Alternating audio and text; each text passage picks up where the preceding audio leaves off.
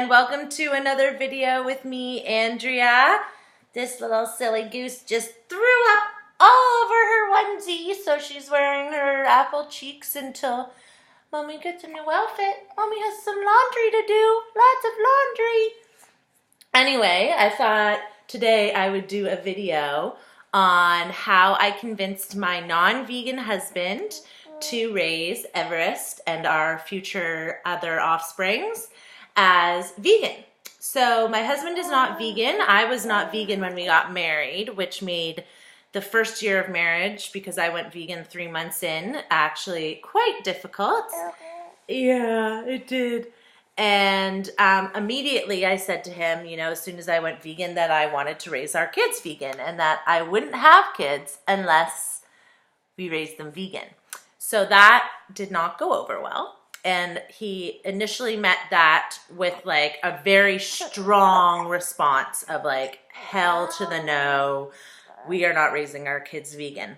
But I should have been a lawyer because I am very good at constructing arguments, and to put it, to say the truth, I get what I want. When I want, oh, what is with, you're just throwing up like crazy. Why all the too much boob, Mom? So I know how to, when it's important to me, I know how to get what I want. So first I approached it from the health perspective. And I made sure to get, peer-reviewed studies on, nutrition and the science behind how animal foods and animal byproducts how they're linked to causing different diseases. So cancer, dementia, heart disease, obesity. All these things have been linked to, eating corpses and the breast milk and breast secretions of other species and the unfertilized ovums of birds' eggs. So I, showed him all the science. I showed him how different nutritional bodies, like very well-respected nutritional science bodies, were advocating a vegan diet, a plant-based diet for children and for pregnant women and for everyone. So then I approached it from the environmental perspective, and I said, look, we're going to bring kids into this world. Why, raise them to contribute to all this environmental destruction? Animal agriculture is ruining our rainforests, it's ruining our oceans, it's ruining our soils, it's ruining our planet. Animal agriculture is by far the worst contributor to climate change. And if we want to have children and have them grow up in this world, we should show them how to make it a better world. And veganism is the best thing you can do for this planet.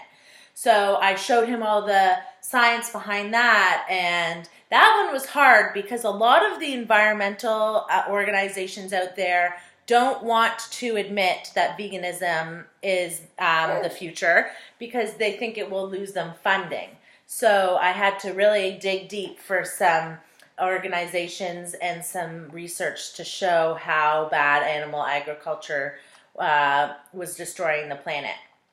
And then lastly, I had to introduce him to some other vegan families and vegan kids because, he really believed that being vegan would mean she'd have no friends, she'd never be invited to any birthday parties, and I really had to show him that there are a lot of vegan families out there and vegan kids that, are still, on sports teams and, still have going to birthday parties and having fun, and explain to him, that kids get bullied, and yes, the chances are that she will have kids making fun of her for being vegan, but that, even if she weren't vegan, she would deal with probably kids being mean to her because, that's what kids do. They're mean sometimes. I was bullied a lot as a kid, and I wasn't vegan. So, yeah, maybe I don't want people to be mean to you, but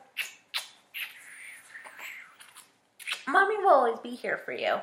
So those are the main ways I approached it. Health, environment, and then social consequences to being vegan. And I introduced him to a lovely vegan family.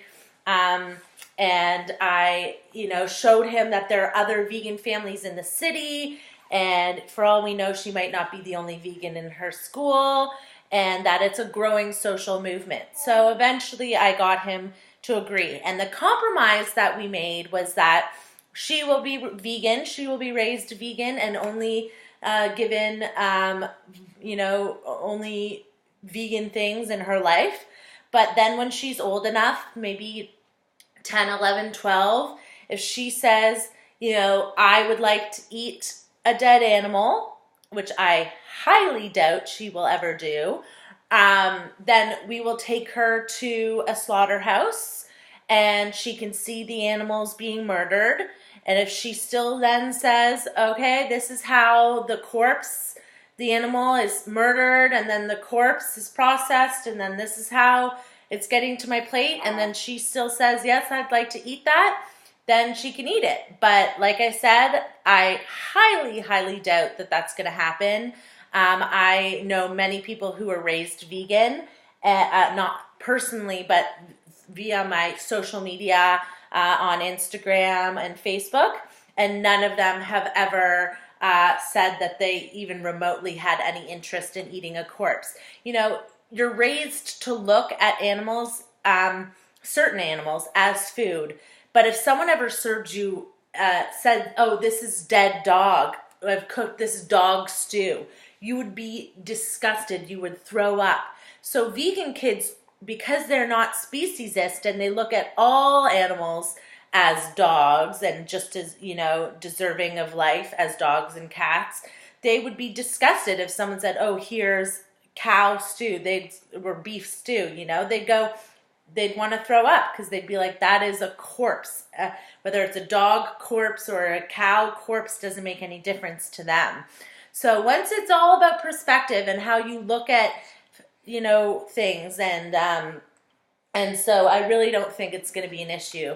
But we have made that compromise that if she's older and she makes the decision, because, I can't control who she becomes. I can only do my best to raise her as a compassionate vegan little baby, and then she'll have to make the decision for herself. Anyway, I'm going to go get a onesie on this one and clean up all this spit. You're spitting a lot, Goose. Okay, we're done. Bye, guys. Hope that helps you.